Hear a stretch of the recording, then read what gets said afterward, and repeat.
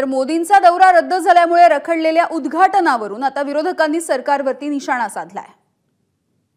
मेट्रोच्या उद्घाटनाच्या निमित्ताने आदरणीय प्रधानमंत्री येणार होते आणि त्याचं उद्घाटन 5 वेळा आधी झालेलं आहे, म्हणजे 6व्यांदा माननीय प्रधानमंत्री त्या कार्यक्रमासाठी येणार होते। पण महाराष्ट्र सरकार या देशाच्या एवढ्या महत्त्वाच्या माणसाचा वेळ हा 6व्यांदा त्याच प्रोजेक्टच्या उद्घाटनासाठी घेतोय, हे खूप आश्चर्याची गोष्ट आहे। ते नियोजन जे आहे आपण पाहिलं असेल, पुण्याचं ठीक आहे, पंतप्रधान मोदींचा दौरा रद्द झाला, पण काल ज्यांच्या वेळा चुकल्या असतील, कोणी ॲम्ब्युलन्समध्ये असेल, कोणी डॉक्टरला भेटायला जात असेल, कोणी मित्रपरिवाराकडे जात असेल, जे 2-2, 3-3 तास स्थानिक पुणेकर तिथे नागरिक ट्रॅफिकमध्ये अडकले, त्याचं काय नाही। भाजपने वरती त्यांच्या हेडक्वार्टरमध्ये सांगावं की पुणे काही परदेशात नाही आहे, तर येणं बंद होईल, आपल्याच देशात आहे। जनतेचा करोडो रुपयाचा पैसा अशा पद्धतीने वाया घालवणारा एकमेव पंतप्रधान आता आपल्या समोर दिसतोय। उद्या आम्ही ज्येष्ठ नागरिकांचे आजचे उद्घाटन करू आणि उद्या आमची रेल्वे मेट्रो चालू झाली पाहिजे, नाहीतर प्रशासन जे अधिकारी असतील त्यांच्या ऑफिसमध्ये जाऊन बैठक आंदोलन करू।